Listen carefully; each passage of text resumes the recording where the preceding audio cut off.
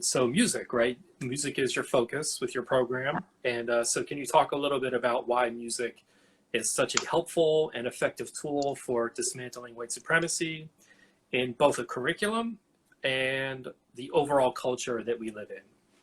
Yeah, hold on, let me fetch my babies. Hey guys, guys, y'all are too loud.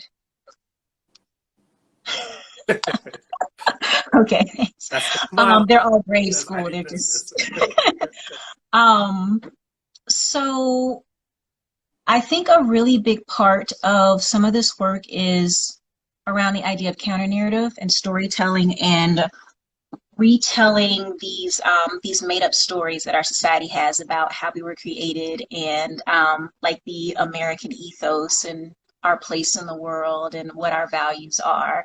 And music is such an effective storyteller.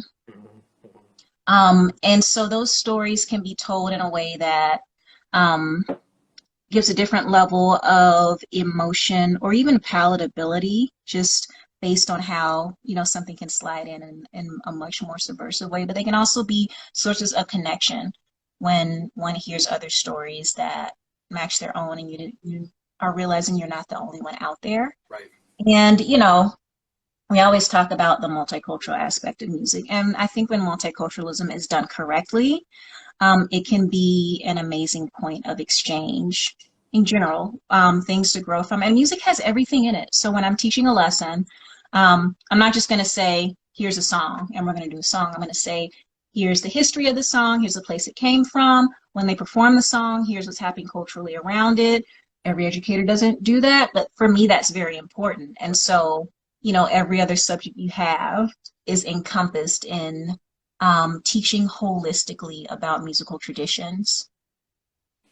Cool. So they really kind of get the full experience and a cultural appreciation Hmm.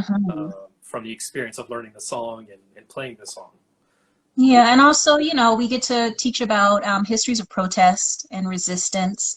And it's really, really powerful to understand the stories of resistance that are in so many musical forms, even in things that one doesn't necessarily attach to resistance, because lyrically it might not be saying something. It might be, here's a Black form of music from early American history that's expressing joy.